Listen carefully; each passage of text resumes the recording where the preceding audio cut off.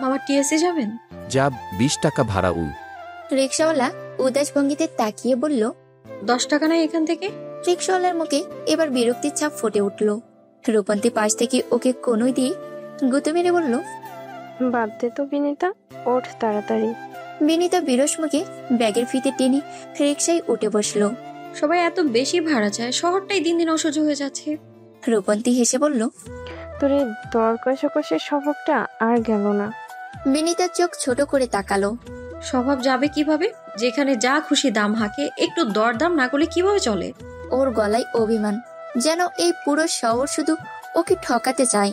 কথা বলতে বলতে ওদের রিক্সা বাংলা একাডেমির সামনে রাস্তা পার হয়ে টিএসসির দিকে চলছে। ওরা দুজনে আজ শাড়ি পরেছে। বাংলা একাডেমিতে একটা অনুষ্ঠান ছিল আজ, বিশ্ব সাহিত্য কেন্দ্রের। ঢাকার স্কুলগুলোতে বিশ্ব সাহিত্য কেন্দ্রের বই পড়া কর্মসূচির সেরা পাঠকদের পুরস্কার বিতরণের অনুষ্ঠান। বিনীত আর রূপন্তী দুজনেই দুটো স্কুলে প্রতি সপ্তাহে বিশ্ব সাহিত্য কেন্দ্রের বই দেয়া নেয়ার কাজ করে। বিনীতা আজ পড়েছে হালকা বেগুনি রঙের জামদানি, রূপন্তী পড়েছে আসমানি রঙের। একই রকম ডিজাইনের সাদা ব্লাউজ দুজনের, হাতে সাদা কাচের চুড়ি।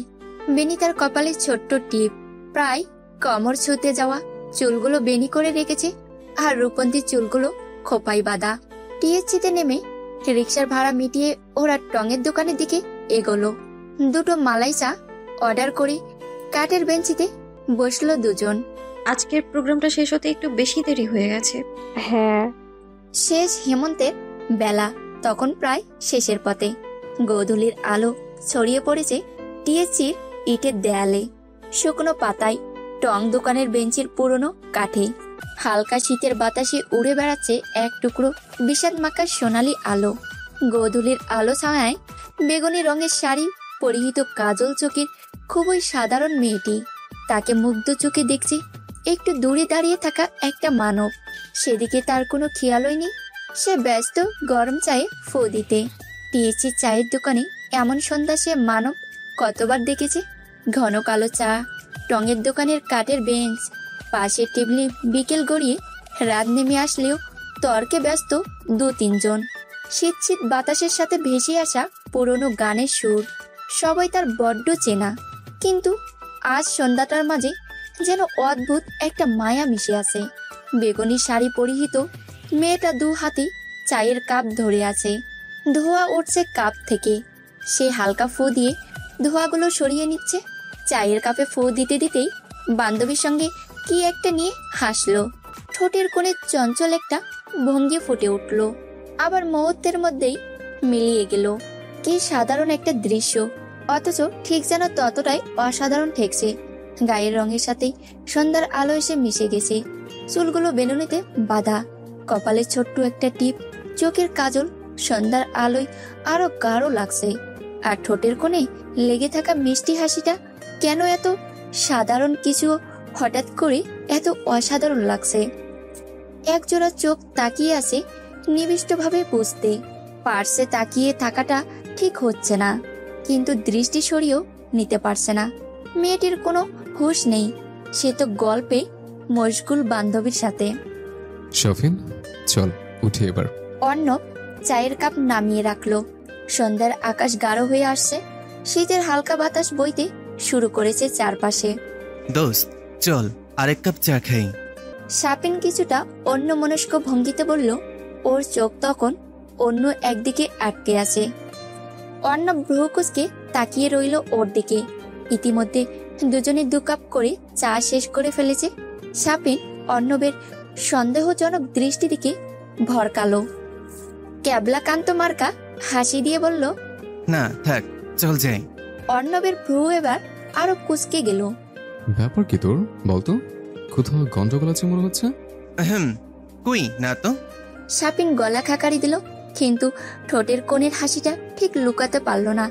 অর্ণব এবার 2 হাত পকেটে ঢুকিয়ে কপালে ভাঁজ ফেলে একটু ঝুঁকে তাকালো ওর দিকে। বল বল বলে ফেল, পরে তো সে বলবি। শাপিন আবার কাশি দিয়ে গলা খাকারি দিল।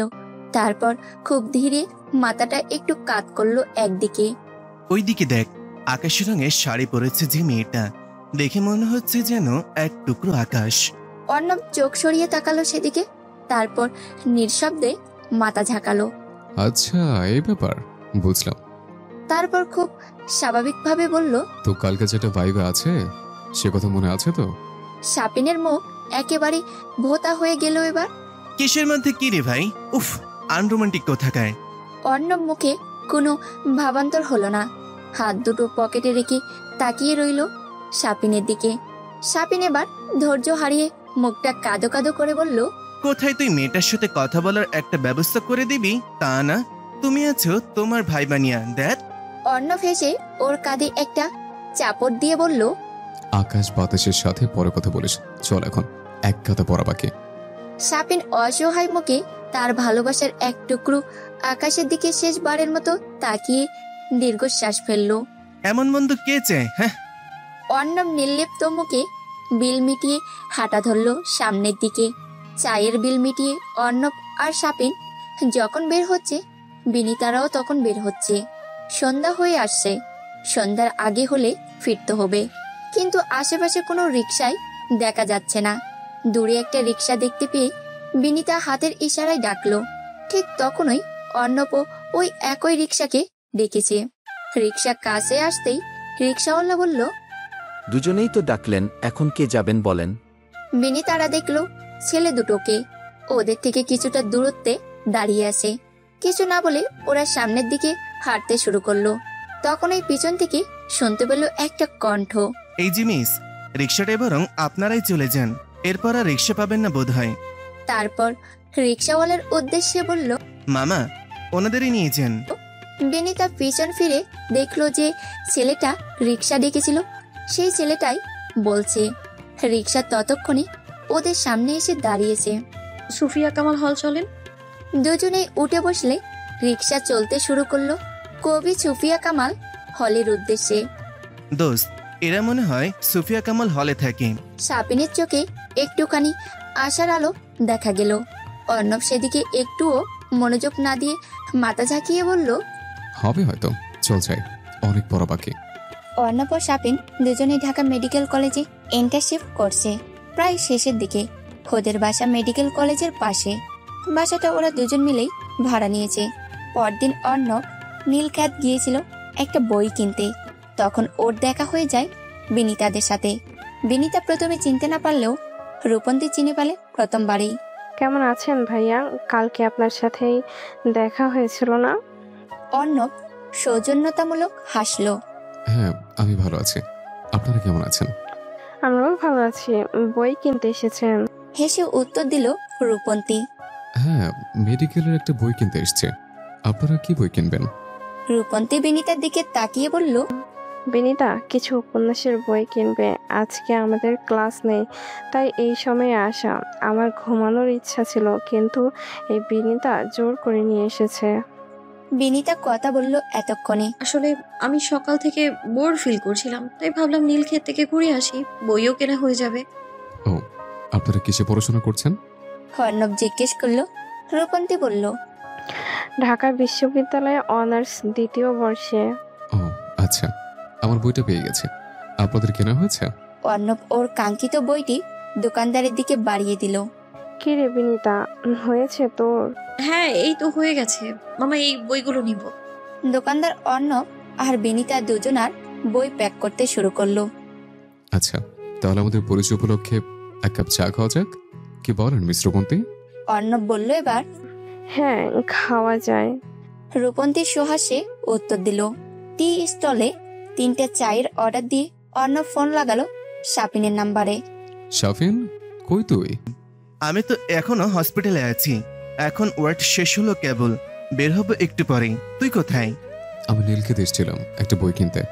এখানে এসে মিস বিনিতা আর মিস রূপন্তীদের সাথে দেখা হলো। রূপন্তী, বিনিতা, মানে কালকে দুইটা মেয়ে? হ্যাঁ, এখন একটা টি স্টলে আছে, আসবি তুই? কি বলিস দোস্ত, তুই আমাকে ছেড়ে আমার ক্রাশের সাথে বসে চা খাচ্ছিস? তুই দাঁড়া, আমি এক্ষুনি আসছি। কতক্ষণ লাগবে আসতে? বেশিক্ষণ দাঁড়ানো যাবে না। তুই দাঁড়া, আমি আসি আগে, তোর খবর আছে। হুমকি দেওয়ার স্বরে বলল সাপিন। তারপর ফোন কেটে দ্রুত বের হয়ে পড়ল হাসপাতাল থেকে। আমার ফ্রেন্ড শাফিন, অর্ণব পরিচয় করিয়ে দিল।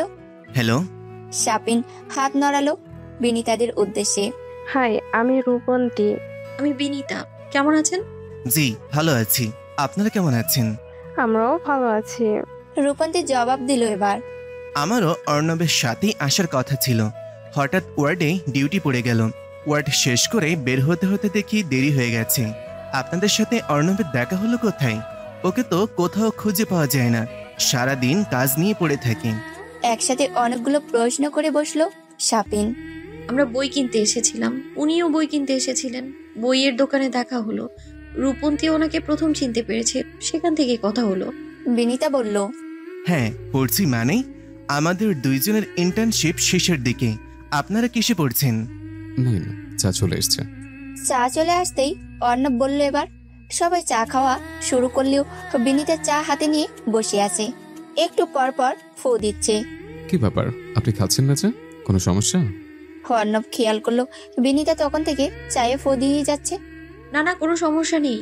আমি আসলে একটু ঠান্ডা করে খাই তো, তাই আর কি। অর্ণবের প্রশ্ন শুনে বিনিতা এবার তড়িঘড়ি করে বলল। আরো গুটি কয়েক কথাবার্তা হলো ওদের মধ্যে।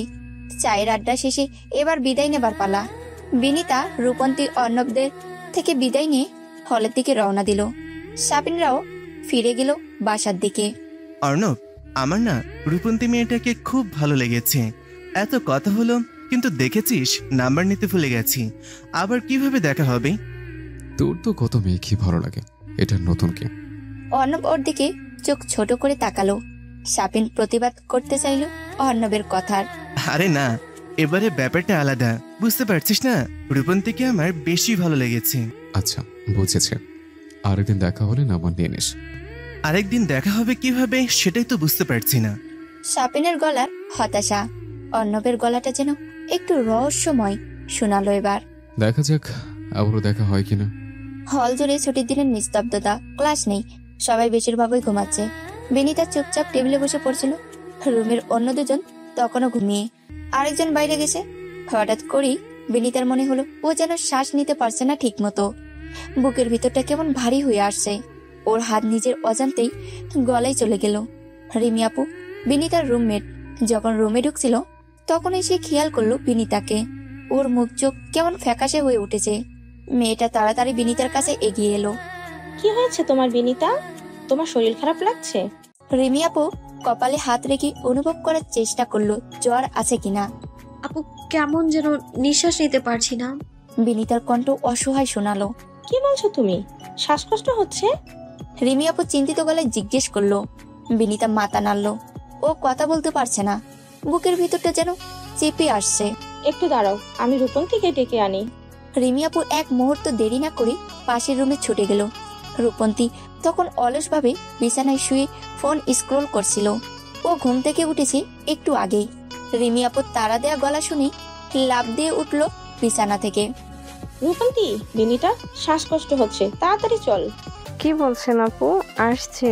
রূপন্তী হতভম্ব গলায় বলল। ও প্রায় দৌড়ে বিনিতার রুমে চলে এলো। বিনিতাকে দেখে ওর বুকের ভিতর ধক করে উঠল। বিনু, তোর নিঃশ্বাস নিতে কষ্ট হচ্ছে? বিনিতার কাছে আসতে আসতে উদ্বিগ্ন গলায় জিজ্ঞেস করলো রূপন্তী। কেমন দম বন্ধ লাগছে। ক্লান্ত স্বরে বলল বিনিতা। রূপন্তী দ্রুত চিন্তা করলো। দেখি তুই সোজা হয়ে বস, ভয় পাস না, কিছু হবে না। রিমি আপু পাশ থেকে বলল। আমি পাখা দিয়ে বাতাস করছি। রূপন্তী, তুমি ওর সাথে কথা বলো, উত্তেজিত হয়ে গেলে শ্বাসকষ্ট আরো বাড়বে। রূপন্তী বিনিতার পিঠে হাত রাখলো। দেখি তুই শান্ত হ তো, আগে সোজা হয়ে বস, কিছু হয়নি, এখনই ভালো হয়ে যাবে। রূপন্তীর কথায় বিনিতা একটু শান্ত হলো। কয়েক মিনিটের মধ্যে ওর শ্বাসকষ্ট কমতে লাগলো।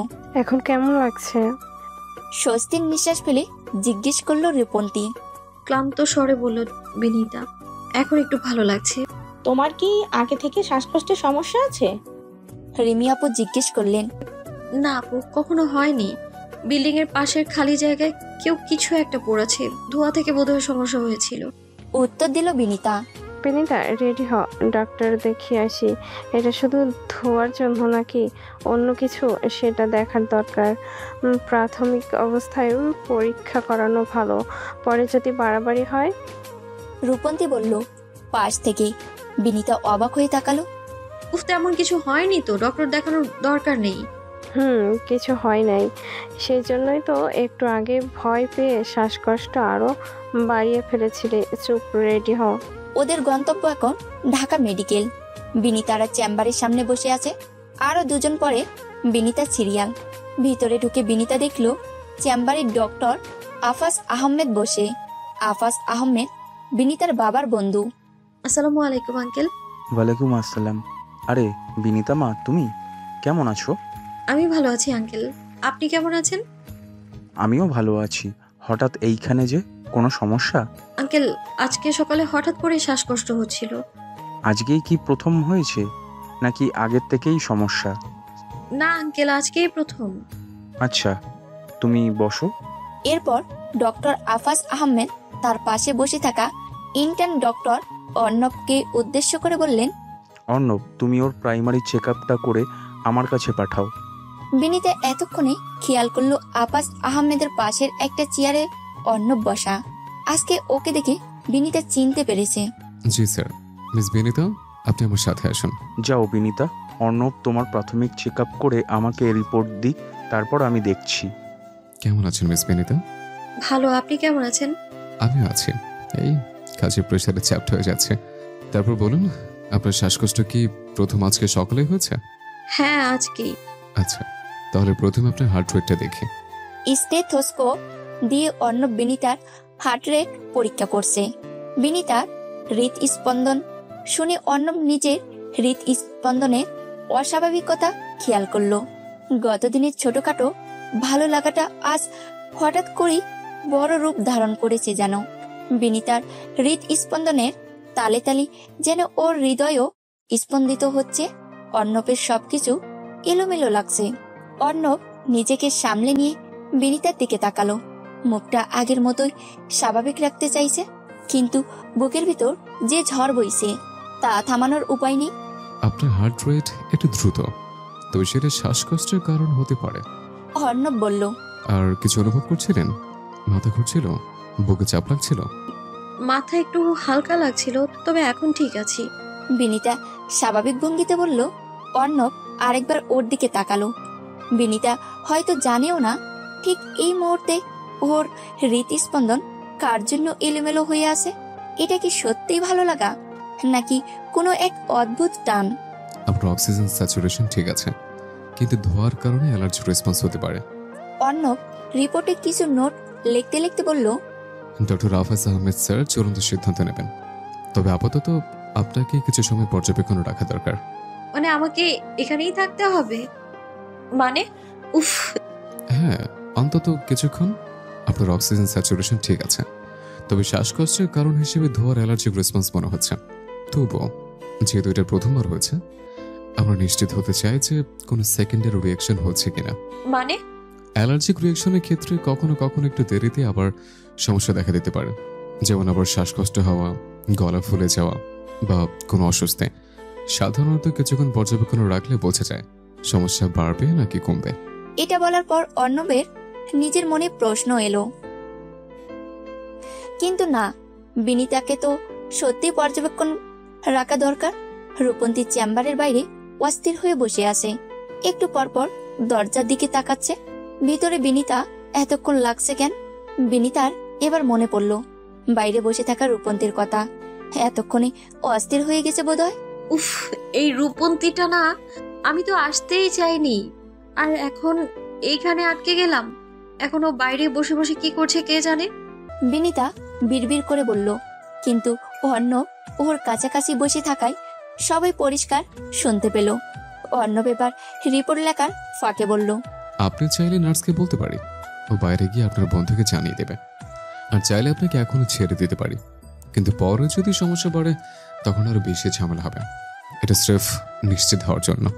তারপর বিনিতা এক মুহূর্ত চুপ থেকে অর্ণবকে কিছু বলতে যাবে, তার আগেই ওর চোখ পড়ল দরজার দিকে। রূপন্তী দরজা দিয়ে ভিতরে উকি দিচ্ছে, চোখে স্পষ্ট উদ্বেগ।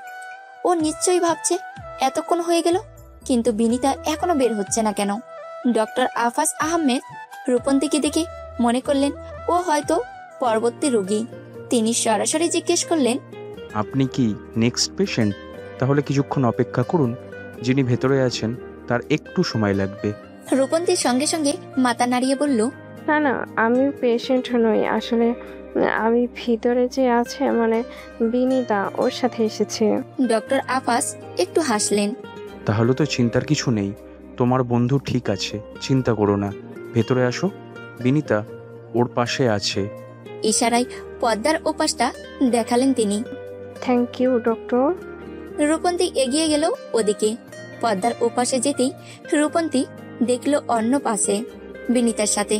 অর্ণবকে দেখে কিছুটা অবাক হলো ও। তবে ভাবলো অর্ণব তো এই হসপিটালেরই ইন্টার্ন, তাই ওর এখানে থাকাটা অস্বাভাবিক কিছু না। বিনিতা এবার রূপন্তীর মুখের দিকে তাকিয়ে দেখলো ওর ভ্রু একটু কুঁচকে আছে, যেন মনে মনে ভাবছে এতক্ষণ ধরে ভিতরে কি হচ্ছে। বিনিতা হাসি চেপে বলল, আমি ঠিক আছি, ব্যস্ত হওয়ার কিছু নেই। রূপন্তী এবার বিনিতার উদ্দেশ্য বলল, তুই সত্যি ঠিক আছিস তো? অর্ণব এবার একটু গলা খাকারি দিয়ে বলল, আপনার বন্ধু ঠিক আছে, শুধু পর্যবেক্ষণের জন্য কিছুটা সময় থাকতে হবে। বসুন। অর্ণব রূপন্তীকে বেডের পাশে থাকা একটা চেয়ারে ইশারা করলো। চেয়ারে বসতে বসতেই অর্ণবকে প্রশ্ন করলো রূপন্তী, এটা কেবল ধোয়ার ব্যাপার নাকি অন্য রকম কিছু? অর্ণব কিছুক্ষণ চুপ থেকে হাতের রিপোর্টে দিকে তাকিয়ে বলল, বিনিতার শ্বাসকষ্টটা ধোয়ার কারণে অ্যালার্জি রেসপন্স হতে পারে, তাই আপাতত পর্যবেক্ষণে রাখা দরকার ছিল।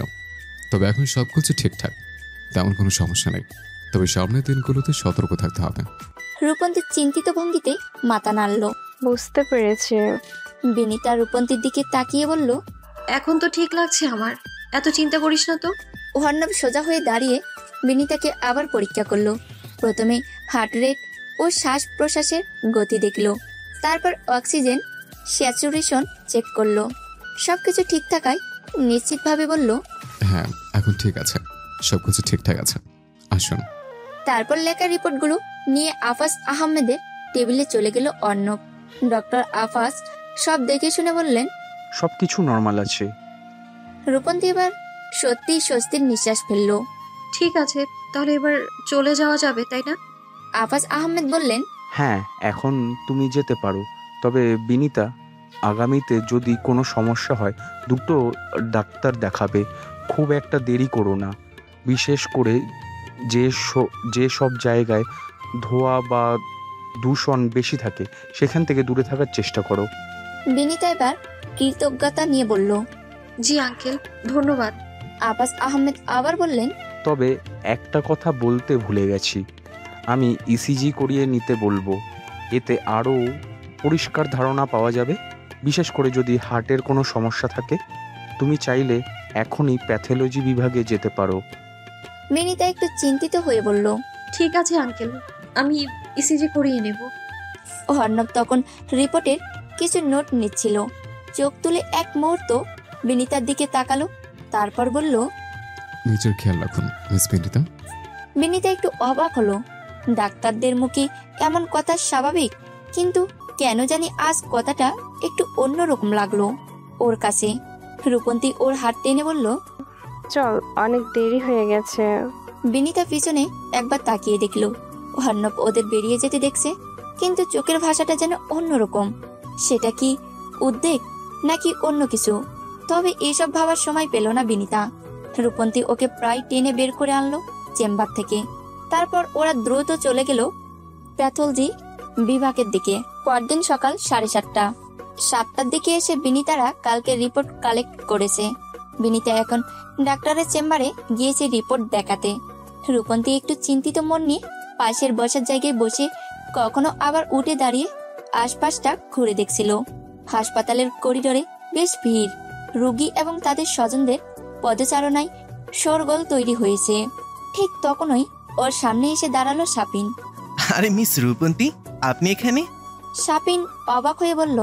রূপন্তীও খানিকটা অবাক, সৌজন্যতামূলক হেসে বলল, হ্যাঁ বিনিতা, ডাক্তার দেখাতে এসেছে, ওর সাথে এসেছিলাম। কি হয়েছে ওনার? সাপিন জিজ্ঞেস করলো। এই তো কালকে শ্বাসকষ্ট হয়েছিল। রূপন্তী চোখে দৃশ্যমান চিন্তার রেখা।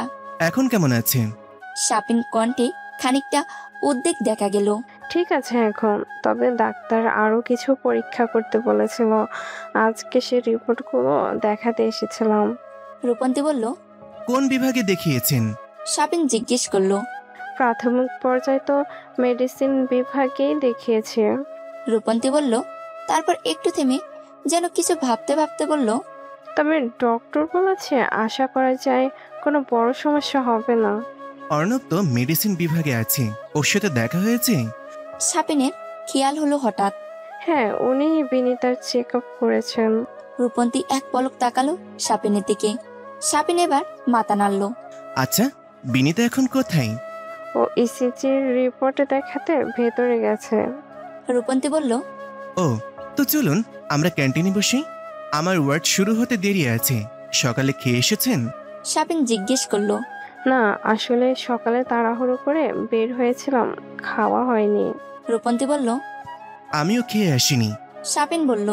চলুন যাও যাক, খাওয়া দরকার। বিনিতা বের হোক, একসাথে যাই। রূপন্তী বলল। আচ্ছা, বিনিতা বের হতে হতে আমরা গিয়ে বসি, ওকে ফোন করে ডেকে নেব। শাপিন বলল এবার। ঠিক আছে, চলুন। রূপন্তী বলল অন্যমনস্ক ভঙ্গিতে। ক্যান্টিনে গিয়ে ওরা কর্নারের দিকে একটা টেবিলে বসলো। রূপন্তীকে বসিয়ে রেখে শাপিন উঠে গেল কাউন্টারের দিকে। যেতে যেতে ফোন দিল অর্ণবের নাম্বারে। অর্ণব, তুই কি ভেতরে? হ্যাঁ, আমি তো অভয় স্যারের সাথে। কেন, কি হয়েছে? কিছু না, এমনি। বাইরে আসতে পারবি ক্যান্টিনে? দাঁড়া, দেখছি। আর শোন, মিস বিনিতা কি ভেতরে আছে? শাপিন আবার প্রশ্ন করলো। হ্যাঁ, রিপোর্ট দেখাতে এসছে স্যারের কাছে। কতক্ষণ লাগবে? এই তো কিছুক্ষণ। অর্ণব বলল। আচ্ছা, তাহলে যখন বের হবে ওনাকে সাথে নিয়ে ক্যান্টিনে আয়। তুই কি ক্যান্টিনে? হ্যাঁ, সাথে রূপন্তীও আছে। শাপিন বলল, ওর মুখে ছোট্ট হাসির রেখা। ওরে বাবা, প্রপোজ করে ফেলছিল নাকি? অর্ণব অবাক হলো। এখনো করি নাই। শাপিন মাথা চুলকে বলল, করে ফেল, সুযোগ হারাস না। ফোন রাখতেই অর্ণব দেখল বিনিতার রিপোর্ট দেখানো হয়ে গেছে। ডাক্তার আফাজ আহমেদের কাছ থেকে পারমিশন নিয়ে অর্ণব বিনিতার সঙ্গে বাইরে বেরিয়ে এলো। কি ব্যাপার, আপনি বাইরে এলেন যে? বিনিতা অবাক হয়ে প্রশ্ন করলো। আপনার সাথে হাঁটতে এলাম। অর্ণব কৌতুকের স্বরে বলল। বিনিতার চোখে কিছুটা বিভ্রান্তি, কিছুটা অবাক ভাব। ও যেন বুঝে উঠতে পারছে না অর্ণবের কথার মানে। অর্ণব ওর চোখের বিভ্রান্ত চাউনি প্রত্যক্ষ করে আরেকটু ভরকে দেওয়ার জন্য বলল, আপনার পাশে কিছুটা পথ হাঁটতে পারি না? বিনিতা এবার আরো অবাক হয়ে এক পলক দেখলো ওকে। মানে একটা শব্দ, কিন্তু মনে হচ্ছে যেন পুরো মহাবিশ্বের প্রশ্ন ওর একটা কথার মধ্যে লুকিয়ে আছে। অর্ণব কিছু বলল না, আর বিনিতাও বুঝলো না কিছুই। শুধু দেখলো হাঁটতে হাঁটতে ওরা ক্যান্টিনের সামনে চলে এসেছে। ভিতরে ঢুকে বিনিতা দেখলো রূপন্তী বসে শাপিনের সাথে। অর্ণবের মাথা মুন্ডু ছাড়া কথা শুনতে শুনতে ও ভুলেই বসেছিল রূপন্তীর কথা। রূপন্তী আবার এখানে শাপিনের সাথে কি করছে? ওরাও গিয়ে বসলো শাপিনদের টেবিলে। খাবার অর্ডার দিয়ে টুকটাক কথা হলো চারজনের। এর মাঝে বিনিতা খেয়াল করলো রূপন্তীর দিকে তাকিয়ে শাপিন চোখে চোখে যেন কিছু একটা ইঙ্গিত করছে। আজকে কি বিনিতার সবকিছু মাথার উপর দিয়ে যাওয়ার দিন? বিনিতা পুরোপুরি বিভ্রান্ত হয়ে পড়ল। ক্যান্টিন থেকে বের হয়ে রূপন্তী এবং বিনিতা বিদায় নিয়ে হাসপাতাল থেকে চলে গেল। আগামী 7 দিন ওদের শীতকালীন ছুটি, আর এই সুযোগে রূপন্তী এবং বিনিতা সিদ্ধান্ত নিল দুজনেই বাসায় যাবে। তাই হালকা পাতলা কিছু কেনাকাটা করতে ঢুকলো পাশের একটা শপিং কমপ্লেক্সে। বিনিতার মা রাহনুমা বেগম আজ সকাল থেকে মেয়ের পছন্দের খাবার রান্না করছেন। কতদিন পর মেয়ে বাড়িতে আসছে। বিনিতার বাবা ফারুক রহমান ও অপেক্ষা করছেন মেয়ের বাড়ি আসার। তাদের একমাত্র মেয়ে বিনিতা হলে থেকে পড়াশোনা করার কারণে বাড়িতে থাকাই হয় না। বিভিন্ন ছুটিতে বাড়ি আসলেও বেশি দিন থাকতে পারে না। একমাত্র মেয়ে হওয়ায় বিনিতা আদরটাও বেশি। মা বাবা দুজনেই অধীর আগ্রহে অপেক্ষা করছেন মেয়ের বাড়ি ফেরার। বেল বাজাতেই রান্নাঘর থেকে রাহানুমা বেগমের গলা শোনা গেল, দরজাটা খুলো তো, দেখো বিনু মনে হয় এসে পড়েছে।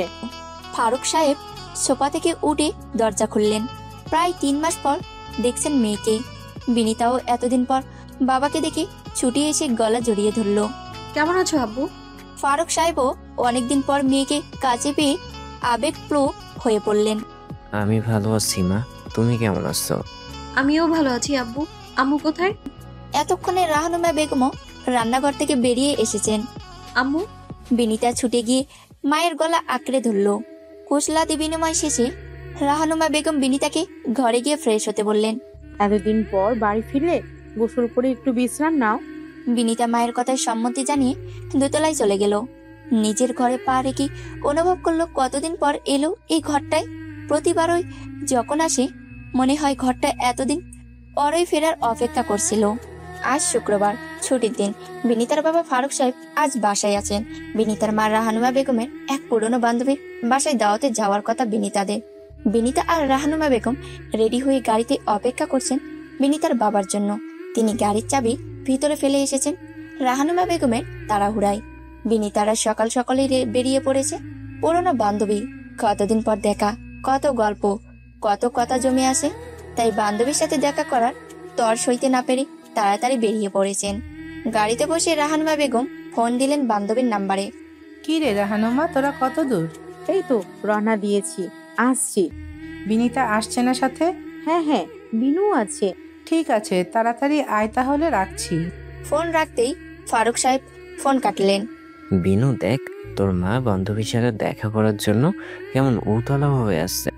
রাহানুমা বেগমও উত্তর দিলেন, উতলা হব না? কতদিন পর দেখা হচ্ছে বলতো। তোমরা তো বন্ধুরা নিয়মিত দেখা সাক্ষাৎ করো, আমাদের মেয়েদেরই তো বান্ধবীদের সাথে দীর্ঘদিন যোগাযোগ থাকে না। না, তা তো ঠিকই, আমি তো মজা করছি। বিনিতা এখানে নীরব দর্শক। ও শুধু দেখছে আর হাসছে। আম্মু আব্বু এখনো কতটা প্রাণবন্ত। কি রে শাফিন, তোদের প্রেম কেমন চলছে? অর্ণবের গলায় কৌতুক। দুঃখী দুঃখী মুখ বানিয়ে শাপিন বলল, আর প্রেম প্রেম শুরু হতে না হতেই প্রেমিকা বাড়ি নিয়ে বসে আছে, দেখা সাক্ষাৎ নেই, কেমন আর চলবে? শাপিনের দুঃখী মুখ দেখি কোনো মতে হাসি চেপে অর্ণব বলল, আরে বেচারা প্রেমিক শাফিন। প্রেমের আর তুই কি বুঝবি? জীবনে তো কোনো মেয়েকে ভালো করে দেখলিই না। দেখার দরকার নেই, এভাবে ঠিক আছে। অর্ণবের গম্ভীর স্বর। তোর যে কি হবে? শাপিনের গলায় হতাশা। ঢাকা শহরের বিখ্যাত জ্যামের কবলে পড়ে বিনিতারা। যখন আসমা আন্টির বাসায় পৌঁছালো তখন প্রায় দ্বিপ্রহর। গেটের সামনে দাঁড়িয়ে থাকা চিকন লম্বা ছেলেটা সম্ভবত ওদের জন্যই অপেক্ষা করছিল। বিনিতা একটু অবাক হয়ে ছেলেটার দিকে তাকালো। মুখটা চেনা মনে হচ্ছে না, তবে হয়তো আসমা আন্টির ছেলে হবে। ছোটবেলায় একবার দেখা হয়েছিল আসমা আন্টির সাথে। বিনিতা তখন সম্ভবত ক্লাস 4-5-এ পড়ে। আসমা আন্টির 2 ছেলে। এই লম্বা ছেলেটা হয়তো আন্টিরই ছেলে হবে। তবে এতদিন পর বিনিতা চিনতে পারছে না। আসমা আন্টিরা এতদিন নরসিংদী থাকতেন, 2-3 মাস হলো ঢাকা শিফট করেছেন। তাই ওদের 2 পরিবারের যোগাযোগ থাকলেও যাওয়া আসা হতো না তেমন। ওরা ড্রয়িং রুমে এসে বসতেই আসমা আন্টি আর রাহানুমা বেগম একে অপরকে দিকে আবেগাপ্লুত হয়ে গেলেন। পুরোনো দিনের গল্প শুরু হয়ে গেল সাথে সাথে। এদিকে ফারুক সাহেব আর আশরাফ সাহেবও নিজেদের মধ্যে গল্পে মেতে উঠলেন। আসমা আন্টি পরিচয় করিয়ে দিলেন তার ছোট ছেলে ফাহিমের সাথে, যে ওদের গেট থেকে রিসিভ করেছিল। এই যে রাহানুমা, আমার ছোট ছেলে ফাহিম এবার ইন্টারমিডিয়েট পরীক্ষা দেবে, আর ফাহাদ তো এখন ঢাকা মেডিকেলে ইন্টার্ন করছে। হ্যাঁ, ফাহাদ ফাহিম দুজনকেই ছোটবেলায় দেখেছি, তারপর কতদিন দেখা হয়নি। আসমা আপা, আপনার 2 ছেলে তো এখান থেকে বড় হয়ে গেছে। ওদের এই কথোপকথনের মাঝে বিনিতা চুপচাপ একপাশে বসে আছে। ছোটবেলায় এই আন্টির সাথে একবার দেখা হয়েছিল, কিন্তু এতদিন পর মনে থাকার প্রশ্নই আসে না। আসমা বেগম এবার বিনিতাকে উদ্দেশ্য করে বললেন, বিনিতা আম্মু, তোমার কি খবর? কত বড় হয়ে গেছো, সেই ছোটবেলায় দেখেছিলাম। কথাবার্তা শেষ করে রাহনুমা বেগম বান্ধবীর সাথে রান্নাঘরে গেলেন হাতে হাত লাগিয়ে একটু সাহায্য করতে। ফাহাদের বাবা আশরাফ সাহেব চলে আসায় বিনিতার বাবা ফারুক সাহেব তার সাথে গল্প করতে বসে গেছেন। এদিকে বিনিতা একা একা বসে বোর হচ্ছে। আসমা বেগমের বড় ছেলে ফাহাদ, যে কিনা ঢাকা মেডিকেলে ইন্টার্ন করছে, সে এখন বাসায় নেই, থাকে মেডিকেল কলেজের কাছে। বাসায় খুব একটা আশা হয় না ফাহাদের। বাসায় আছে শুধু আসমা বেগমের ছোট ছেলে ফাহিম। ফাহাদ ফাহিম কারোর সাথেই বিনিতার সেভাবে পরিচয় নেই। অনেক আগে দেখা হয়েছিল, তাই বিনিতা একা বসে বোর হচ্ছে। কিছুক্ষণ পর ফাহিম এসে বলল, আপু, আপনি ছাদে যাবেন? এখানে বসে বোধহয় বোর হচ্ছেন। বিনিতা একটু চমকে তাকালো। ছাদে যাওয়ার প্রস্তাবটা আকর্ষণীয় মনে হলো ওর কাছে। হ্যাঁ, একটু বোর হচ্ছি, চলো ছাদে যাই। ফাহিমদের ছাদটা বেশ বড়, সুন্দর সাজানো বাগান, ছোট বড় অনেক গাছ, কিছুতে ফুল ফুটেছে, কিছুতে শুধু কচি পাতা। বাতাসে মৃদু মিষ্টি একটা গন্ধ ভেসে আসছে। এক পাশে একটা দোলনাও ঝুলছে। এক দেখায় বিনিতার পছন্দ হয়ে গেল ছাদটা। বিনিতা দোলনায় বসতে বসতে বলল, ছাদটা তো চমৎকার, কে সাজিয়েছে? ফাহিম গর্বের সাথে বলল, আম্মু করছে সব, তবে ভাইয়াও টুকটাক শখ আছে গাছপালার। কিছু গাছ ওর পছন্দের, বাকিগুলো আম্মুর। তুমি গাছ পছন্দ করো? কিন্তু যত্ন করি না তেমন, আম্মুই করে। ভাইয়া যখন বাসায় থাকে আম্মুর সাথে ভাইয়াও যত্ন করে। তুমি গাছ পছন্দ করো? বিনিতা হাসলো। অনেক, আমার বারান্দায় অনেক ফুল গাছ আছে, কাঠগোলাপ, কামিনী, হাসনাহেনা। ও, আম্মুরও হাসনাহেনা খুব পছন্দের। রাতে ফুল ফুটলে দারুণ গন্ধ আসে, তাই না? হ্যাঁ, আমার পছন্দের। কথা বলতে বলতেই ফাহিমকে নিচে ডাকছেন আসমা বেগম। আপু, আপনি এখানে থাকুন, আম্মু ডাকছি, আমি দেখে আসি। ঠিক আছে, আর আমাকে তুমি করে বলো, আমি তোমার চেয়ে খুব বেশি বড় না। ফাহিম চলে গেলে বিনিতার দোলনায় বসে বসে ছাদটা দেখতে লাগলো। ছাদটা একদম নিরিবিলি, চারপাশে ফুল আর পাতার সিগ্ধ ছায়া। হালকা বাতাস দোলকাচ্ছে, মাঝে মাঝে পাতার ফাঁক গলে রোদ এসে মুখ ছুঁয়ে যাচ্ছে। বিনিতা দোলনার রশিটা ধরে আলতো করে দোল খেতে খেতে চারপাশটা দেখছিল। শহরের কোলাহল থেকে একটু দূরে এই ছোট্ট সবুজের রাজ্যটা ওর ভালো লেগে গেল। মনে মনে ভাবলো, এমন একটা ছাদ যদি ওর নিজের থাকতো তাহলে প্রতিদিন এখানে এসে বসতো। ওদের বাসার ছাদেও চাইলে এমন করা যায়, কিন্তু বিনিতা তো বাসাতেই থাকে না। কিছুক্ষণ পর আসমা আন্টি নিজেই ছাদে এলেন। কি ব্যাপার, তুমি এখানে বসে আছো? তোমাকে তো নিচে খুঁজছিলাম।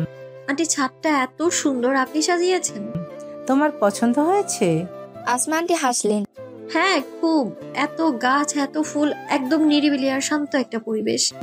বিনিতা চারপাশে তাকিয়ে মুগ্ধ গলায় বলল, দোলনাটা আমার পছন্দে কেনা, কিন্তু বেশিরভাগ গাছ ফাহাদের লাগানো। আমার পছন্দেরও কিছু আছে। আসমা আন্টি বললেন। বিনিতা একটু চুপ করে রইল। ফাহাদ নামের ছেলেটা ওর কল্পনায় মনে হলো একজন ডাক্তার, যাকে গাছপালা আর প্রকৃতির ছোঁয়ায় পাওয়া যায়। চলো নিচে যাই, সবাই খাবার টেবিলে বসেছে, তোমার আম্মুরা অপেক্ষা করছে। আসমা আন্টির কথায় ভাবনা কাটলো বিনিতার। হ্যাঁ, আসছি বলে শেষবারের মতো ছাদের চারপাশটা একবার ভালো করে দেখে নিল বিনিতা। সবুজ পাতার ফাঁকে গলে নরম রোদ এসে দোলনার উপর পড়ছে। বাতাসে হালকা দুল খাচ্ছে ফুলের ডালপালা। জায়গাটা এতটাই প্রশান্তিময় যে যেতে ইচ্ছে করছে না ওর, কিন্তু সবাই নিচে অপেক্ষা করছে। ধীরে ধীরে সিঁড়ি দিয়ে নামতে নামতে আসমা আন্টির দিকে তাকিয়ে বলল, আপনার ছাদটা এত সুন্দর আন্টি, এখানে বসে থাকলে একদম সময়ের হিসেবে থাকবে না। আসমা বেগম হেসে বললেন, ভালো লেগেছে তো? তুমি চাইলে বিকেলে আবার উঠে বসতে পারো, যখন মন চাইবে তখনই এসো। বিনিতা হাসলো। ঠিক আছে। নিচে এসে বিনিতা দেখলো খাবার টেবিলে সবাই বসে পড়েছে। টেবিল ভর্তি সুস্বাদু খাবার। বাসায় স্পেশাল অতিথি এসেছে বলে আয়োজন বেশ ভালোই হয়েছে। বিনিতার মা রাহানুমা বেগম আসমা আন্টির পাশে বসে গল্প করছেন। ফাহিম পাশে চেয়ারটা টেনে নিয়ে বসে পড়ল।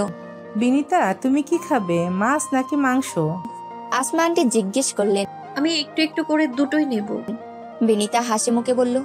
সবাই খেতে খেতে হাসছিল, গল্প করছিল। খাবার শেষে রাহানুমা বেগম আর আসমা বেগম আবার গল্পে মেতে উঠলেন। ফারুক সাহেব আশরাফ সাহেবের সাথে বসে চা খেতে লাগলেন। আর বিনিতা খাওয়া দাওয়া শেষ হতেই একটু রেস্ট করার পর সবাই যখন গল্পে মশগুল, বিনিতা আবার ধীরে ধীরে সিঁড়ি বেয়ে উঠে গেল ছাদে। ছাদের রেলিং ধরে বাইরে তাকিয়ে দেখলো বিকেলের আলো ধীরে ধীরে নরম হয়ে আসছে। এই বাসার গল্প, এই মানুষগুলো, সবকিছুই কেমন আপন আপন লাগছে। অর্ণব এহসান ঢাকা মেডিকেল কলেজের ইন্টার্ন। তার দিনের বেশিরভাগ সময় কাটে হাসপাতালের ওয়ার্ডে। সে নিজের জীবনের গভীরে গিয়েও কখনো নিজেকে খুঁজে পায় না। নিজের এবং নিজের অনুভূতির ব্যাপারে সে সবসময় বড্ড উদাসীন। একজন দায়িত্বশীল ডাক্তার হওয়ার চেষ্টা আর মানুষের সেবা করা, এটাই তার জীবনের একমাত্র লক্ষ্য। অন্যদিকে বিনিতা নাওয়ার, ঢাকা বিশ্ববিদ্যালয়ের ছাত্রী। ওর জীবনে পৃথিবী শুধু বই আর পাঠ্যক্রমের মধ্যেই সীমাবদ্ধ নয়। ও সারা পৃথিবীকে নিজের মতো করে দেখতে চায়, বুঝতে চায়।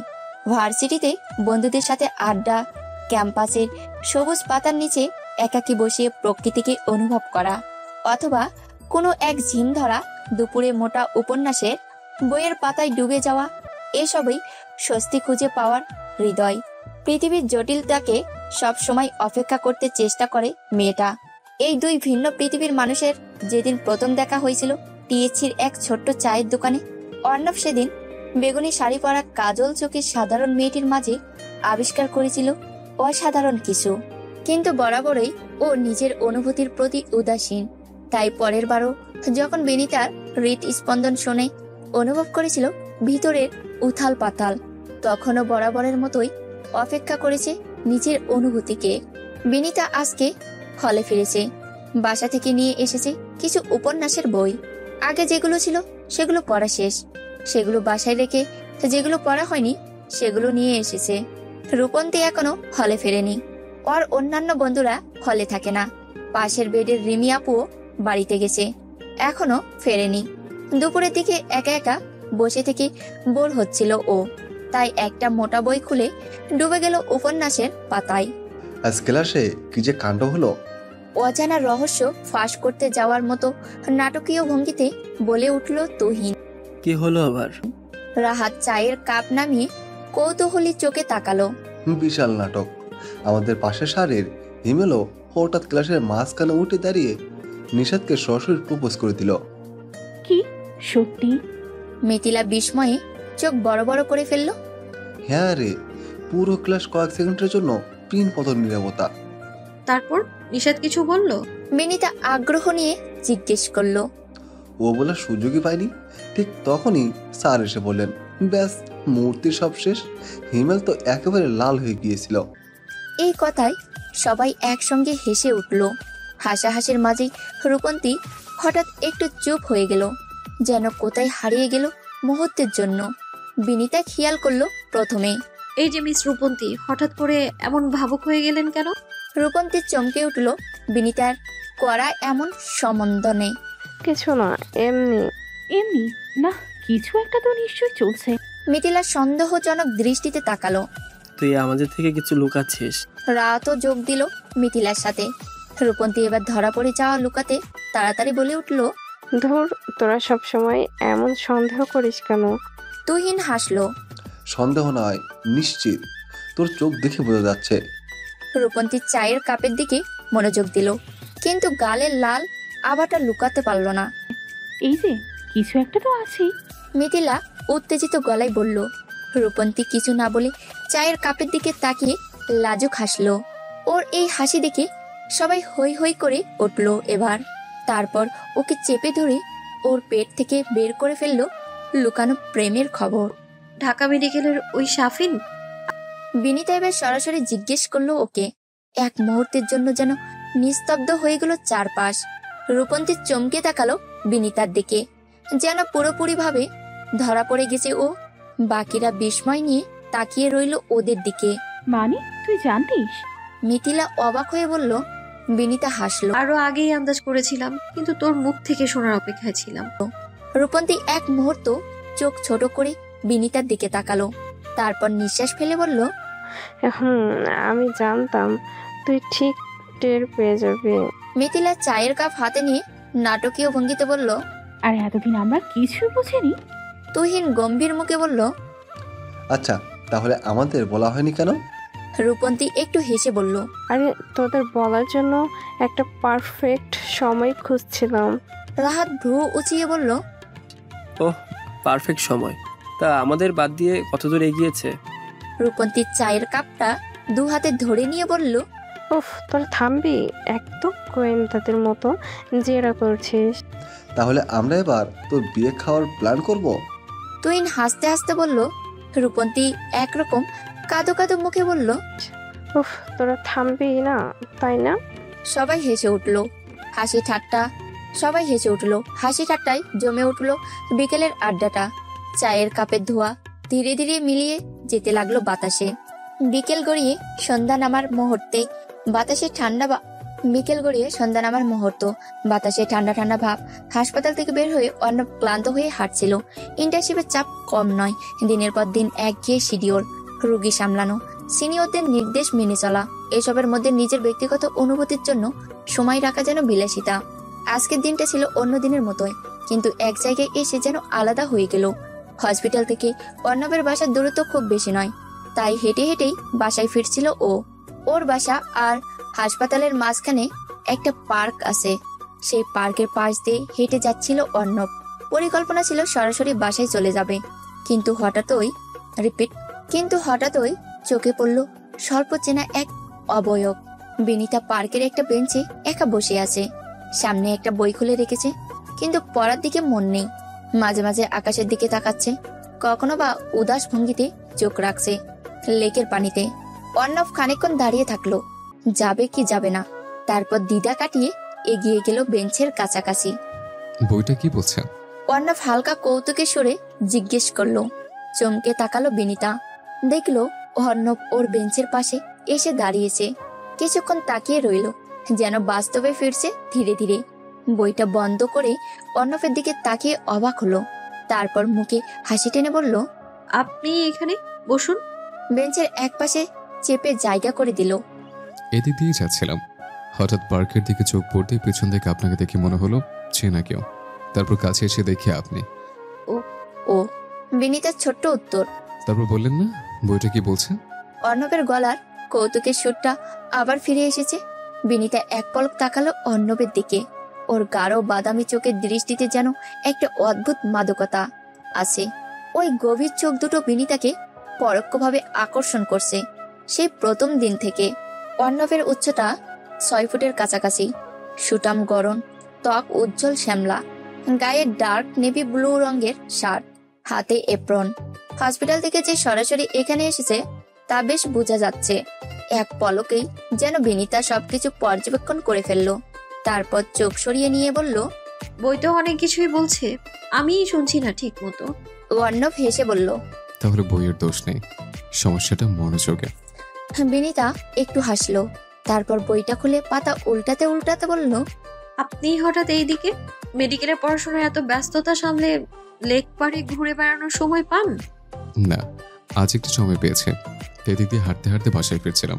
কিন্তু আপনি এখানে কি করছেন? আসলে মাঝে মাঝে একা বসতে ভালো লাগে, বেশি ভিড় বা শোরগোল যখন অসহ্য লাগে এখানে এসে বসি। অর্ণব মাথা নেড়ে বলল, হ্যাঁ, মাঝে মাঝে নিজেকে সময় দেওয়াটা দরকার, কিন্তু আপনাকে কেমন যেন বিষণ্ণ দেখাচ্ছে। সব ঠিক আছে? বিনিতা প্রথমে কিছু বলল না, 1 সেকেন্ডের জন্য গভীরভাবে শ্বাস নিল, তারপর বলল, উফ, আপনারা ডক্টররা সবকিছু এত গভীরভাবে কেন নেন? সবসময় যেন কোনো না কোনো লক্ষণ খুঁজতে ব্যস্ত। কথাটা বলার পরই নিজের উত্তরের তীক্ষ্ণতা বুঝতে পারল, যেন একটু অস্বস্তি নিয়ে চোখ নামিয়ে ফেলল ও। তারপর একটু গভীর শ্বাস নিয়ে বলল, কিছু না, আসলে মাঝে মধ্যে এমন হয়, মাথা ঠান্ডা করতে এখানে চলে আসি। আপনি কি বিরক্ত হচ্ছেন? অর্ণব ওর দিকে এক দৃষ্টিতে তাকিয়ে রইল কিছুক্ষণ, যেন ওর মনের অস্থিরতা বুঝতে চাইছে। তারপর হালকা হেসে বলল, বিরক্ত? না না, বিরক্ত হচ্ছে না। ডাক্তার হিসেবে আমরা শুনতে অভ্যস্ত, তো যদি কখনো বলতে ইচ্ছে করে বলতে পারেন। বিনিতা একটু হাসলো। আপনার কি সবসময় ডাক্তারি মাথায় ঘোরে? অর্ণব হেসে মাথা নাড়ালো। তাই একটু একটু ঘোরে আর কি। বিনিতা কিছু বলল না। অর্ণব মৃদু হাসলো। ডাক্তারদের জন্য নীরবতা একটা লক্ষণ হতে পারে। বিনিতা চোখ ছোট করে তাকালো। আবার শুরু হলো? আপনাদের ব্রেইন আর একটু সাধারণভাবে চিন্তা করতে পারে না? পারে তো, কিন্তু তখন আমরা ডাক্তার থাকি না, সাধারণ মানুষ হয়েছে। কথাটা শুনে বিনিতা একটু থেমে গেল, তারপর প্রসঙ্গ পাল্টে হালকা গলায় বলল, আপনার সঙ্গে বারবার দেখা হয়ে যাচ্ছে, খেয়াল করেছেন? লেকের পাড়ে তখন মৃত বাতাস বইছে, পানির উপর ছোট ছোট ঢেউ উঠছে। বিকেলের শেষ আলোটা ধীরে ধীরে মিলিয়ে যাচ্ছে সন্ধ্যা আকাশে। অর্ণব এবার ভালো করে তাকালো বিনিতার দিকে। বাতাসে মেয়েটার চুলগুলো উঠছে, চোখের কোণে কাজলের হালকা আঁচড়। ও এক দৃষ্টিতে তাকিয়ে আছে লেকের পানির দিকে। পার্কের ল্যাম্পপোস্ট গুলো জ্বলে উঠেছে, তার আলো এসে পড়ছে বিনিতার চুলের উপর। বিনিতার গায়ে একটা সাদা রঙের জামা, গলায় বেবি পিঙ্ক কালার স্কার্ফ ঝোলানো। সাদা রংটা যেন ওর ছিগ্ধতাকে আরো বাড়িয়ে তুলছে। অর্ণব একটু মলান হাসলো, তারপর বলল, এটা কি কাকতালীয় নাকি অন্য কিছু? বিনিতাও একটু হাসলো। ও বুঝতে পারছিল অর্ণব ওকে লক্ষ্য করছে, কিন্তু কেন? আপনার কি মনে হয়? বিনিতা নিচের দিকে তাকিয়ে স্কার্ফের কিনারটা আঙ্গুলে পেঁচাতে পেঁচাতে জিজ্ঞেস করলো। অর্ণব কিছু বলল না, বেঞ্চের সাথে হেলান দিয়ে আকাশের দিকে তাকালো। ওর চোখে মুখে ফুটে উঠেছে সারাদিনের ক্লান্তি। হয়তো কাকতালীয়ই। কিছুক্ষণ পর বলল অর্ণব, গলার স্বরে যেন একটুখানি দ্বিধার আভাস। কয়েক মুহূর্ত ওরা দুজনেই চুপচাপ বসে লেকের পানির দিকে তাকিয়ে থাকলো। দূরে একটা পানি কৌড়ি ডুব দিয়েছে পানিতে। মৃদু বাতাসের ছোঁয়ায় লেকের পানি কেঁপে উঠল।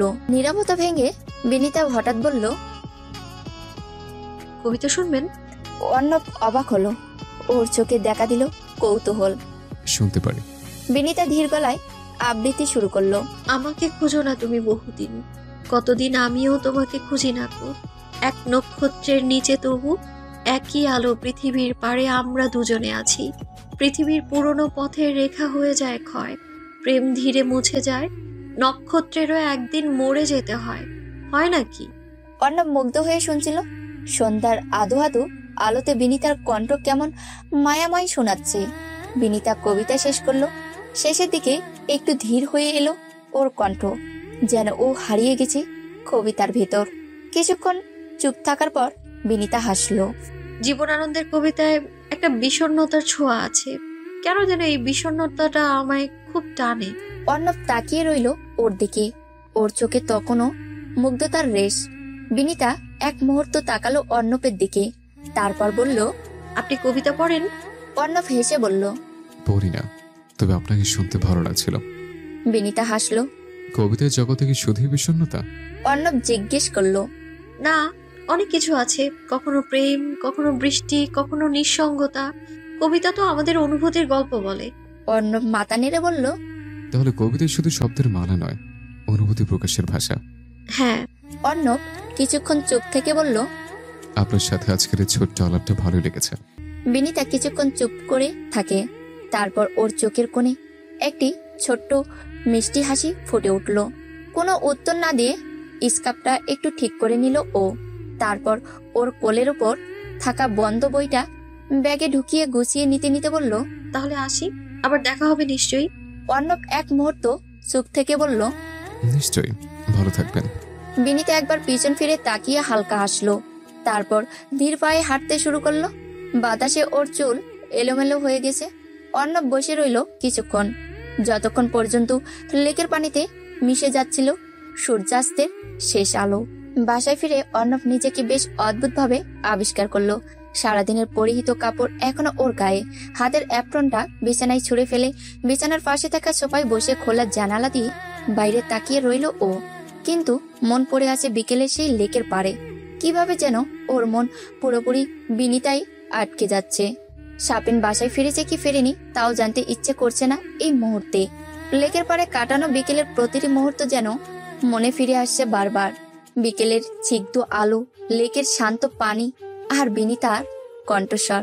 কবিতা আবৃত্তির সময় যখন ওর রেশমের মতো চুল উড়ে আসছিল অর্ণবের চোখে মুখে, কবিতার মধ্যে ডুবে থাকা বিনিতা খেয়াল করেনি।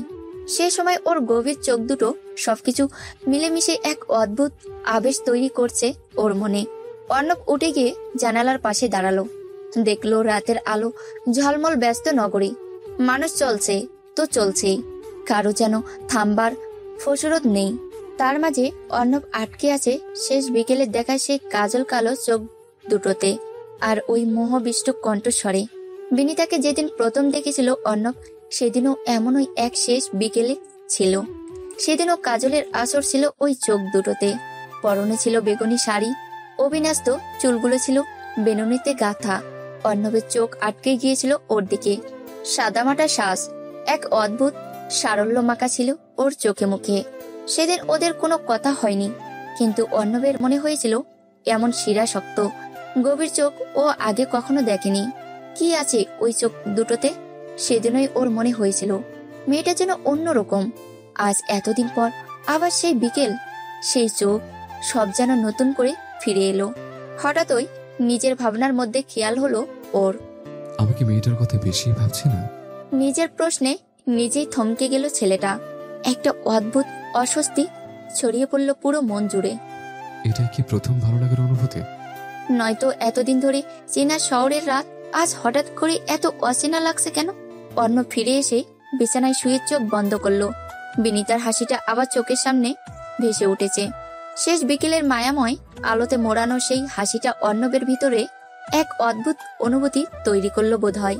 তবে সেই অনুভূতিটাও পুরোপুরি ধরতে পারল না, বা হয়তো ধরতে চাইল না। অর্ণব কিছুক্ষণ চুপচাপ শুয়ে রইল। চোখ বন্ধ করে শুয়ে থাকতেই এক এক করে অনেক কিছু মনে এলো। একের পর এক চিন্তা, স্মৃতি, অনুভূতি মিশে যেতে যেতে অর্ণবের মনে এলো হঠাৎ আবার দেখা হবে নিশ্চয়ই। বিনিতা হলে ফিরে চুপচাপ ব্যাগটা টেবিলের এক পাশে রেখে বারান্দায় এসে দাঁড়িয়েছে। রিমি আপু গতকাল ফিরেছে, এখনো রুমে নেই। টিমটিমে বাতাসে বারান্দার সামনের গাছটার পাতাগুলো নড়ছে। বাইরে রাতের শহর একদম নির্লিপ্ত। গাড়ির হেডলাইট, দূরের বিল্ডিং এর আলো, সবকিছুই যেন খুব চেনা। আকাশে ফিকে চাঁদ উঠেছে। কিছুক্ষণ চোখ বন্ধ করে চুপচাপ দাঁড়িয়ে থাকলো ও। লেকের পাড়ের মুহূর্তগুলো ভেসে উঠল ওর মনে। অর্ণবের কথা আর ওর চোখের গাঢ় বাদামি মণিজোড়া। কথার বলার ধরনটা খুবই সাধারণ, কিন্তু ঠিক কোথায় যেন একটা মৃদু স্পর্শ করে যায়। নিজের ভিতরে কোথাও একটা অদ্ভুত অনুভূতি টের পাচ্ছে বিনিতা। সেটা কি ঠিক ধরতে পারছে না, শুধু মনে হচ্ছে আজকের বিকেলটা অন্যরকম ছিল। অর্ণব মানুষটা বেশ আন্তরিক। আজকাল কে এত মন দিয়ে কারো কথা শোনে? নিজের মনে বলল ও। কবিতা আবৃত্তি করার সময় ও অর্ণবের চোখে যে নিবিড় মনোযোগ দেখেছে, সেটা এখনো চোখের সামনে ভাসছে। বিশেষ করে অর্ণব যখন বলেছিল আজকের ছোট্ট আলাপটা ভালো লেগেছে। সেই সহজ অকপট স্বীকারোক্তি ওর মনে অদ্ভুত একটা ছাপ ফেলেছে। নিজের ভাবনা বুঝতে পেরে ও যেন একটু থমকে গেল। এসব কি ভাবছে ও? একটা গভীর ভাবনার ভাস পড়ল কপালে। আমি কি একটু বেশি ভাবছি না? তারপর ধীরে ধীরে মাথা ঝাঁকালো, যেন নিজেকে বাস্তবতায় ফিরে আনছে। না, এত বেশি ভাবা ঠিক না। কিন্তু কিছু ভাবনা কি এত সহজেই দূরে রাখা যায়? হেমন্তের পর শীত ঋতু পেরিয়ে বসন্তকাল আসি আসি করছে। বটতলায় বসে গিটারে টুংটাং শব্দ করছে রাহাত। একটা সুর তোলার চেষ্টা করছে। কিছুক্ষণ থেকে রূপন্তী মুখ বাঁকিয়ে বলল, রাহাত কি করছিস? মনে হচ্ছে গিটার না পেঁপে কাটছিস। রাহাত চোখ ছোট করে তাকালো রূপন্তীর দিকে। চুপ করে থাক, বেশি কথা বলিস না। সুরটা একবার ঠিকমতো তুলতে দে, তারপরে তোর সমালোচনার জবাব দিচ্ছি। তুহিন বিরস মুখে বলল, এই তোরা ঝামেলা পরে কর, আগে সুরটা তোল দেখি। রাহাত গম্ভীর মুখে আবার গিটারে আঙ্গুল রাখলো। কয়েকবার টুংটাং শব্দের পর অবশেষে সুরটা মিলেছে।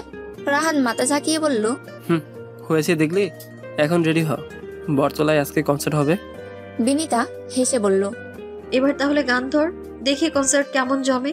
রূপন্তী গলা খাকারি দিয়ে বলল, সবাই চুপ, আমি শুরু করছি। রাহাত সুর তোলার সঙ্গে সঙ্গে রূপন্তী গাইতে শুরু করলো। এমন যদি হতো। তুহিন ছন্দে তাল দিতে দিতে বলে উঠল, কিন্তু পাখি হয়ে উঠতে গিয়ে যদি গাছের ডালে আটকে যাস, তখন কিন্তু আমাদের ডাকিস না। ওর কথায় সবাই একসাথে হেসে উঠল। হাসির মাঝেই মিথিলা ফোরন কাটলো, তোকে রাখবে কোন দুঃখে? আমাদের শাফিন ভাই আছে না, সে ঠিক আসবে। প্রেয়সীকে বাঁচাতে, তাই না রে রূপন্তী? বিনিতা মজা করে বলল, সে তো বার্থডে দৌড়াদৌড়ি করেই সময় পায় না, বটতলায় আসবে কখন? আমাদের রূপোর জন্য ঠিকই সময় হবে। রূপন্তী চোখ কুঁচকে সবার দিকে তাকালো। এই তোরা কি শুরু করলি? রাহাত হাসতে হাসতে বলল, কেন মিথ্যা বললাম নাকি? দরকার হলে শাফিন ভাই বটগাছ বেয়ে উঠে তোকে ডাল থেকে নামিয়ে আনবে, তুই গাইতে থাক। আবারও সবাই হেসে উঠতেই রূপন্তী ভ্রু তুলে গভীর ভঙ্গিতে তাকালো। রাতকে খোঁচা দিয়ে বলল, দেখিস হাসতে হাসতে আবার গিটারের সুর ফুলে যাস না যেন। রাহাত গিটারে টুংটাং শব্দ তুলে বলল, আমার গিটার বাজানো যেমন নিখুঁত, তেমনি শাফিন ভাইয়ের উদ্ধার মিশনও পারফেক্ট হবে, চিন্তা করিস না। মিথিলা হাসতে হাসতে বলল, রূপন্তী, যদি কখনো সত্যি বট গাছের ডালে আটকে যাস তাহলে শাফিন ভাইকে কল দিস। তবে ডালে আটকানোর আগে দেখে নিস উনি ডিউটিতে আছে কিনা। বিনিতা হাসতে হাসতে বলল, ডিউটিতে থাকলে রূপন্তী অপেক্ষা করবে? ডালেই বসে থাকবে যতক্ষণ না শাফিন ভাই আসে। তুহিন বলল, তুই বটগাছের ডালে ঝুলে আসিস আর শাফিন ভাই ডিউটির শেষে এসে তোকে উদ্ধার করেছে। হাও রোমান্টিক। বিনিতা হাসতে হাসতে বলল, ভাই থাম, আর হাসতে পারছি না। রূপন্তীর চোখ ঘুরিয়ে ঠোঁট উল্টে বলল, ওদের সাথে তুইও এমন করছিস বিনিতা? আচ্ছা বাবা, আর করছি না। রাহাত এবার গানটা শেষ কর। রাহাত আবার গিটারে সুর তুলেছে। দেখিস, এই আড্ডা থেকে একদিন আমরা নিজেরাই গান রেকর্ড করে বিখ্যাত হয়ে যাব। তাহলে আগে নাম ঠিক করতে হবে। মিথিলা মজা করে বলল, আমাদের ব্র্যান্ডের নাম কি হবে? বটতলা ব্যান্ড। বিনিতা হেসে বলল, শুরুটা এখান থেকেই তো। তুহিন ততক্ষণে মাটিতে পা ঠেকিয়ে তাল দিতে শুরু করেছে। সবাই সুরের সঙ্গে গলা মেলালো। গিটার বেজে উঠেছে। গাছের নতুন পাতা দুলছে বসন্তের হালকা বাতাসে। বন্ধুত্বের ছোট্ট মুহূর্তগুলো যেন গিটারের সুরের মতো, যার রেস থেকে যাই দীর্ঘ সময়। সকাল 8:25, ক্লাস চলছে। মিথিলা, তুহিন, রাহাত কেউই আজকে আসেনি। ক্লাসের টিচার লেকচার দিয়ে যাচ্ছেন, কিন্তু সেখানে বিনিতার মন নেই। কখনো খাতায় হিবিজিবি আঁকছে, আবার কখনো জানালা দিয়ে বাইরের দিকে তাকাচ্ছে। নিজের ভাবনায় ডুবে থাকতে থাকতে হঠাৎ করে টিচারের একটু জোরে কথা বলে। উঠায় চমকে উঠেছে। কখনো রূপন্তী খেয়াল করলো, তবে কিছু বলল না। ক্লাস শেষে টিচার বেরিয়ে যেতেই চেপে ধরল বিনিতাকে। কে ক্লাসের মধ্যে কোথায় হারিয়ে গিয়েছিলে? কোথায় আবার হারাবো? বিনিতা নির্লিপ্ত ভঙ্গিতে উত্তর দিল। রূপান্তীর চোখ ছোট ছোট করে তাকালো। ঢং করিস না, তোকে দেখেই বোঝা যাচ্ছে তুই অন্য মনস্ক। কি হয়েছে বলতো? কিছু না, চল ক্যান্টিনে বসি। রূপন্তী হঠাৎ করে প্রসঙ্গ পাল্টে ফেললো। কেন? ক্যান্টিনে মানুষ কেন যায়? খাবো চল। রূপন্তী এক প্রকার টেনেই ক্যান্টিনে নিয়ে গেল বিনিতাকে। দুটো সামোসা, হাত দুটো কাপ কফি অর্ডার করে ফাঁকা একটা টেবিলে বসলো ওরা। এবার বল কি হয়েছে, একদম ফোনিতা করার চেষ্টা করবি না। রূপন্তী শাসানোর ভঙ্গিতে বলল। হতাশার শ্বাস ফেললো বিনিতা। রূপন্তী না শুনে কিছুতেই ছাড়বে না। অগত্যা বিনিতাকে বলতেই হলো সেদিনের আসমা আন্টির বাড়িতে যাওয়া থেকে হলে ফেরার দিনের ঘটনা। বিনিতারা সেদিন আসমা আন্টির বাসা থেকে ফেরার পরে বিনিতা যেদিন হলে ফিরবে, রাহানুমা বেগম বিনিতার কাছে এসেছিলেন। বিনু, তোমার আসমা আন্টি ওর ছেলে ফাহাদের জন্য তোমাকে পছন্দ করেছে। আসমা আমার ছোটবেলার বান্ধবী, ওকে খুব ভালো করে চিনি আমি। আর আসমার হাজবেন্ড আশরাফ ভাই, দুজনেই খুব ভালো মানুষ। আর ফাহাদকে তো ছোটবেলা থেকেই চিনি, খুবই ভালো ছেলে। এবার ঢাকা মেডিকেলে ইন্টার্ন করছে। সামনে ওর ইন্টার্নশিপ শেষ। চাকরিতে জয়েন করার পরই আসমা ভাবছে ছেলেকে বিয়ে করাবে, তাই ফাহাদের জন্য পছন্দ করেছে তোমাকে।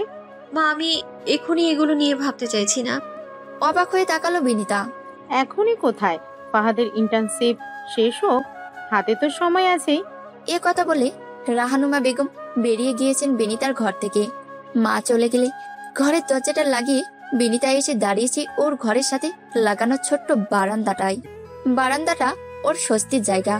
বিভিন্ন রকমের পাতাবাহার আর ফুলের গাছ দিয়ে সাজানো ওর বারান্দাটা। গাছগুলো ওর কলেজে যাওয়া আসার টাকা বাঁচিয়ে জমানো টাকায় কেনা।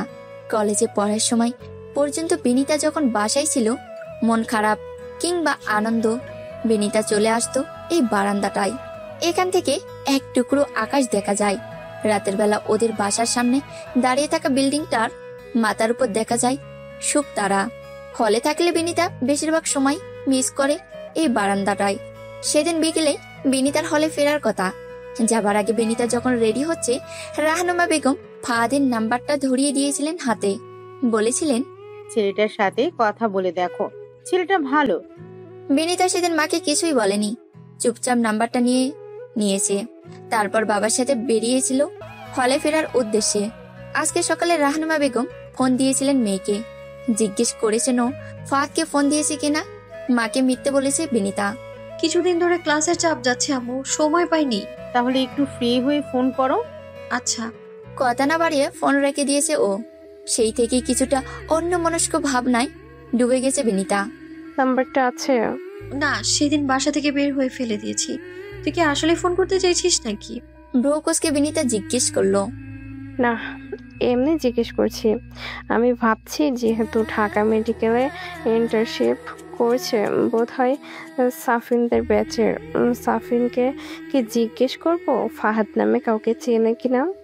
না, দরকার নেই এইসব ঝামেলার। তুই বিষয়টা এড়াতে চাইছিস কেন? এত তাড়াতাড়ি এইসব বিষয়ে জড়াতে চাইছি না তাই।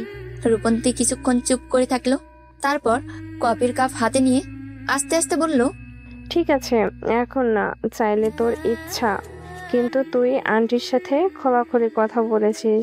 বিনিতা এক মুহূর্ত চুপ করে থাকলো, তারপর আস্তে করে মাথা নাড়ল। না, মা যা বলেছে শুনেছি, কিন্তু কিছু বলিনি। আসলে মাকে কি বলবো সেটাই বুঝতে পারছি না। সোজা সোজা বলে দে তোর এখন বিয়ে শাদী নিয়ে ভাবার ইচ্ছা নেই। বিনিতা জানালার বাইরে তাকালো। ক্যান্টিনের পাশে বটগাছের পাতাগুলো হাওয়ায় দুলছে।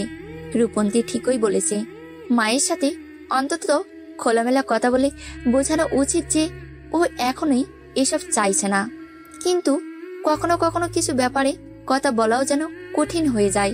রূপন্তী এক চুমুকে কফির শেষ চুমুকটা খেলো। এইসব চিন্তা বাদ দে, আপাতত আমরা আমাদের কফিটা এনজয় করি। বিনিতা একটু হাসলো। সেটাই ভালো। ক্যান্টিনে বসে কথা বলতে বলতেই রূপন্তী ফোনের নোটিফিকেশন এলো। ও একবার স্ক্রিনে চোখ বুলেই হাসতে হাসতে বলল, তুহিনের কাণ্ড দেখ, গ্রুপে লিখেছে আজ ক্লাস কামাই দিব, কিন্তু আরটা কামাই দিলে কসম খুঁজে খুঁজে ধরে পিড়ামো। বিনিতা হাসলো, কিন্তু ওর চোখে মুখে তেমন আগ্রহ নেই। চল না বটতলায় যাই, সবাই জড়ো হচ্ছে ওখানে। রূপন্তী উৎসাহ দেখানোর চেষ্টা করলো। আজ থাক, তুই যা, আমার মাথাটা কেমন যেন করছে। বিনিতা কফির কাপটা হাতে ঘুরিয়ে বলল। রূপন্তী এক মুহূর্ত চুপ করে রইল, তারপর হালকা ধমকে সুরে বলল, তোর খারাপ লাগছে আর একা বসে আরো বেশি ভাবতে চাস? ওঠ, এখান থেকে যাই চল। বটতলায় গিয়ে ওরা দেখলো তুহিন একটা ঠোঙ্গা থেকে বাদাম খাচ্ছে, আর রাহাত মোবাইল স্ক্রলে ব্যস্ত। মিথিলা একটু দূরে গাছের নিচে বসে নোটবুকে কি যেন লিখছে। ওদের দেখে তুহিন মুখ তুলে বলল, এই যে মহারানীরা এলেন, এত দেরি করলি কেন? রূপন্তী বসতে বসতে বলল, ক্লাস শেষে আসার সময় ঢু মারলাম। রাহাত মোবাইল থেকে মুখ তুলে বলল, মানে আমাদের বাদ দিয়ে তোরা একা একা কফি খেয়ে এসেছিস? মিথিলা ওদের দিকে না তাকিয়েই বলল, তুহিন যে বাদাম আনবে বলেছিল সেটাও তো আমাদের ভাগ না দিয়ে একাই খাচ্ছে। তুহিন তখনই ঠোঙ্গাটা রাহাতের দিকে ছুড়ে দিল। নে ভাগ করে খা। রাহাত ঠোঙ্গা থেকে বাদাম নিতে নিতে বলল, ভাগ মানে কি বুঝিস তুই? নিজেই অর্ধেক শেষ করে ফেলছিস। রূপন্তী হেসে বলল, এখন কি বাদামের জন্য যুদ্ধ করবি তোরা? সবাই হাসিতে মেতে উঠল। বিনিতা কিছু বলল না, এক হাতে কাদের ব্যাগে স্টাফ ধরে সামান্য হাসলো।